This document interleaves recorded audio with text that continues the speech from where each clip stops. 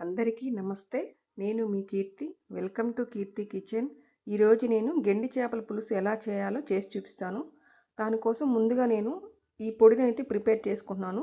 దీనికోసం 2 టేబుల్ స్పూన్ల ఆవాలు, ఒక 2 టేబుల్ స్పూన్ల జీలకర్ర, 1 టేబుల్ స్పూన్ మెంతులు, 1 టేబుల్ స్పూన్ మిరియాలు వీటిని దోరగా వేయించుకొని పౌడర్ మెత్తగా కొట్టుకోవాలి ఇలా. ఇప్పుడు కర్రీని అయితే ప్రిపేర్ చేసుకుందాం. ఇప్పుడు దీనికి ఒక పాత్ర పెట్టుకొని ఆయిల్ ఒక 2 టేబుల్ స్పూన్స్ వరకు బాగా అవుతుంది. దీంట్లో కొంచెం ఆవాలు, కొంచెం జీలకర్ర, కొంచెం ఆనియన్స్ వేసి, కొంచెం పచ్చిమిర్చి కూడా వేసి బాగా వేగనివ్వాలి.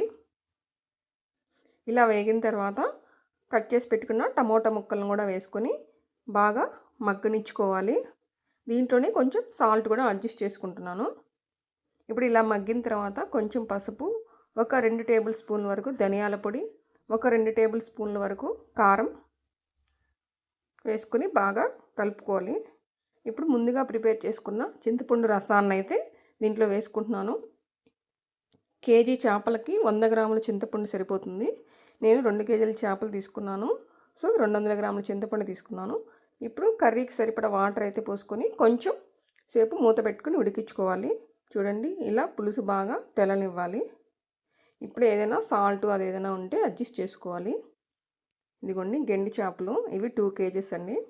ఇదిగోండి బాగా సన్నగా కట్ చేసి పెట్టుకున్నాను, క్లీన్ చేసి పెట్టుకున్నాను. ఇప్పుడు వీటిని పులుసులో వేసేసుకుంటున్నాను.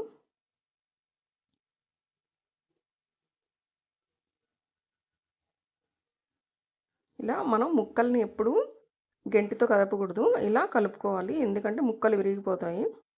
ఇలా కొంచెంసేపు మూత పెట్టి ఉడికించుకోవాలి. ఇదిగోండి కొంచెం పులుసు ఉడుకుతుంది. ఇలా మళ్ళీ ఒకసారి మూత తీసి ఇలా మళ్ళీ ఒకసారి అడ్జస్ట్ చేసుకోవాలి.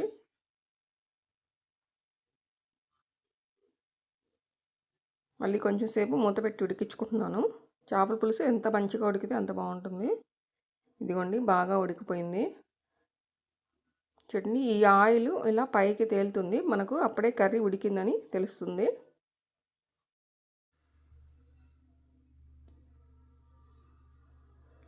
ఇప్పుడు దీంట్లో నేను వెల్లుల్లి అయితే వేస్తున్నాను. వెల్లుల్లి వేయడం వల్ల కూర మంచి స్మెల్ వస్తుంది.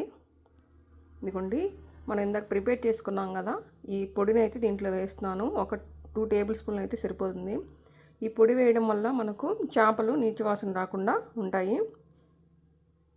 ఈ పొడేనండి చేపల కూరలో హైలైట్. ఇలా మళ్ళీ ఒకసారి దీన్ని బాగా ఇట్లా కలుపుకోవాలి.